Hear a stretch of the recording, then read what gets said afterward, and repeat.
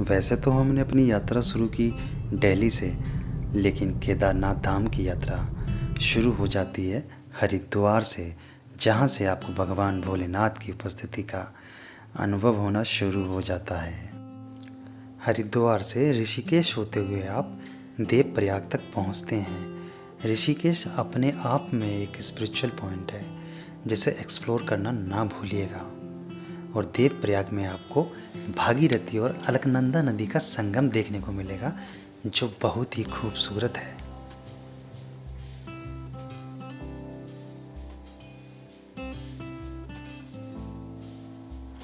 देवप्रयाग के बाद आप रुद्रप्रयाग और अगस्त्यमुनि होते हुए सोनप्रयाग तक पहुंचते हैं, जहां पर आप अपनी गाड़ी भी पार्क कर सकते हैं। सोनप्रयाग से 5 किलोमीटर की दूरी पर गौरीकुंड जगह है, जहां से ट्रैकिंग शुरू होती है। और इस जगह पर आप सोनप्रयाग से 50-60 रुपीज़ में लोकल ट्रांसपोर्ट की मदद से आसानी से पहुंच सकते हैं। घोड़ा खच्चर का जो चार्ज है वो अप्रोक्स 3000 रुपये पर व्यक्ति के हिसाब से लिया जाता है। फाइनली जब आप गौरीकुंड से अपनी ट्रैकिंग शुरू करते हैं तो आपको रास्ते में जगह जगह खाने की सुविधा उपलब्ध होगी। गौरीकुंड के बाद आप जंगल चट्टी, भीमबली, रामबाड़ा होते हुए बेस कैंप पर पहुंचते हैं। और इस बीच आपको केदारनाथ ट्रैक की खूबसूरती भी देखने को मिलेगी, जिसका आनंद लेना आप ना भूलिएगा।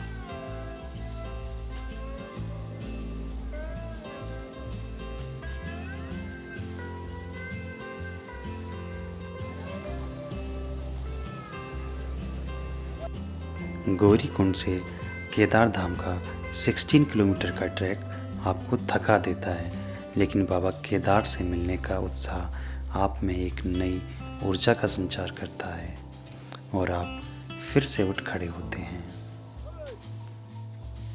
केदारनाथ ट्रैक पर आपको बहुत से छोटे बड़े वाटरफॉल भी देखने को मिलते हैं, जो कि बेहद ही खूबसूरत हैं और इन पर चंद मिनटों का आराम आपको बहुत ही सुकून देता है। लेकिन इन ट्रैक पर आपको बहुत ही सावधानी से निकलने की ज़रूरत भी है, क्योंकि पानी की वजह से ट्रैक पर बहुत ही ज़्यादा फिसलन है, जो कि एक दुर्घटना का कारण भी बन सकती है। फाइनली आप बेस कैंप पर पहुंचते हैं और आपको बहुत ही राहत महसूस होती है। यहाँ पर GMVN के टेंट सुविधा भी अवेलेबल है, जो आप ऑनलाइन बुक भी कर सकते हैं। यहाँ से केदारनाथ धाम की दूरी मात्र 1 किलोमीटर है।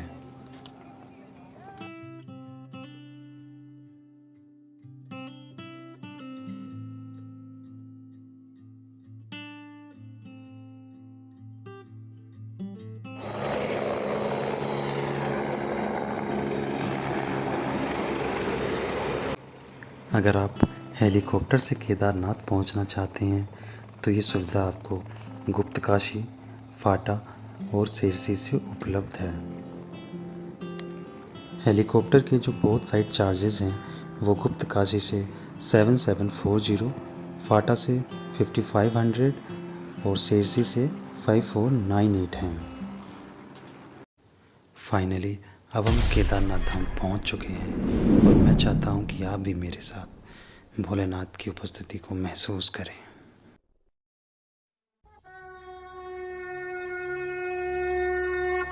ओम नमः शिवाय, ओम नमः शिवाय, ओम नमः शिवाय, ओम नमः शिवाय, ओम नमः शिवाय, ओम नमः शिवाय, ओम नमः शिवाय, ओम नमः शिवाय, ओम नमः शिवाय। रात के समय केदार घाटी के मध्य में बसा ये मंदिर और भी खूबसूरत प्रतीत होता है। और इस मंदिर में स्वयं भोलेनाथ अपने भक्तों को दर्शन देने के लिए सदा शिवलिंग रूप में विराजमान है।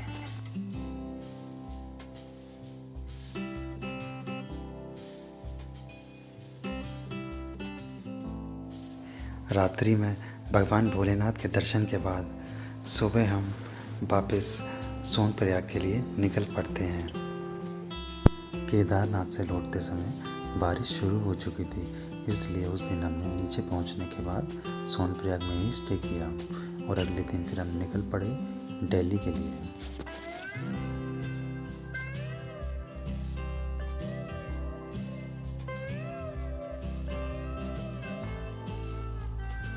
बारिश और भारी लैंडस्लाइड की वजह से हमें 2 रातें उत्तराखंड में ही सफ़र में गुजारनी पड़ी और इस सफ़र में हमें नेचर को बहुत ही पास से देखने का मौका भी मिला।